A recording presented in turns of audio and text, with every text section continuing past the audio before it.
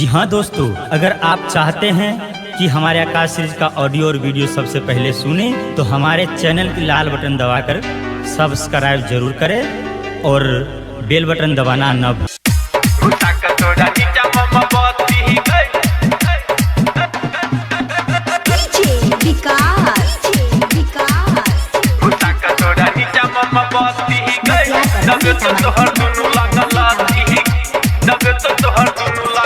नहीं देखा करना चाहिए बॉडी डीजे वाला छैया गति वाला छैया गति वाला छैया गति नहीं देखा करना चाहिए बॉडी डीजे वाला छैया गति तो हर कर दे तो नाथी गे नहीं देखा करना चाहिए बॉडी डीजे वाला छैया गति तो हर कर दे तो नाथी गए घुसा के तोरा नीचा मम बत्ती ही गए दबे तो तोहर दुनू लंगलाती ही गए घुसा के तोरा नीचा मम बत्ती ही गे दबे तो तोहर दुनू लंगलाती ही गे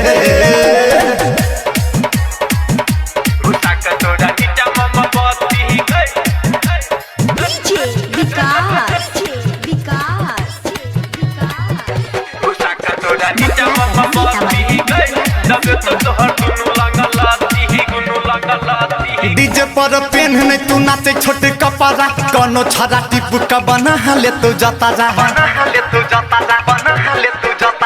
डीजे पर पेन नहीं तू नाचे छोटे कपड़ा कोनो छौड़ा टिप का बना ले तो जाता रहे हे गई तोहर धक दुनु बम उदबे तो दाना दह तोहर धक दुनु बम उदबे तो दाना दन मार ले तो तोहर मती गे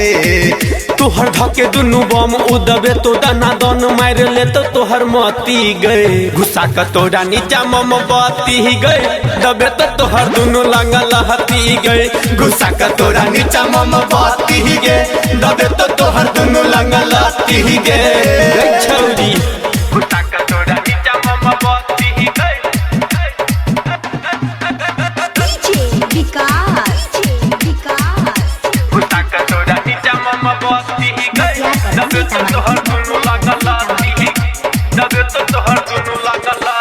संजय मनोज सतु कहले न लभ गई तोहर काम है गई छौड़ी कह दे तो सब गई सुन गरानिया संजय मनोज से तू कहल न लभ गई हे गे छोड़ी तोहर काम कह दे तो सब गए सुन गे दर्शन अजेले तो मजा है गे तोरा भर पाजा दर्शन अजेले तो मजा है गई तोरा भैरी पाजा तोहर बैरी जे तो गति गए दर्शन अजेले तो मजा है गे तोरा भर पाजा तोहर बैरी जे तो गति गए घुसा के तोरा नीचा मम बत्ती गए दबे तो तोहर दुनू लंगलाती ही गए घुसा के तोरा नीचा मम बत्ती ही गे दबे तो तोहर दुनू लंगलाती ही गे नहीं देखा करना चाहिए बॉडी डीजे वाला छैया गति वाला छैया गति वाला छैया गति नहीं देखा करना चाहिए बॉडी डीजे वाला छैया गति तो हर कर दे तो नाथी गे नहीं देखा करना चाहिए बॉडी डीजे वाला छैया गति तो हर कर दे तो नाथी गए घुसा के तोरा नीचा मम बत्ती ही गए दबे तो तोहर दुनू लंगलाती ही गए घुसा के तोरा नीचा मम बत्ती ही गे दबे तो तोहर दुनू लंगलाती ही गे।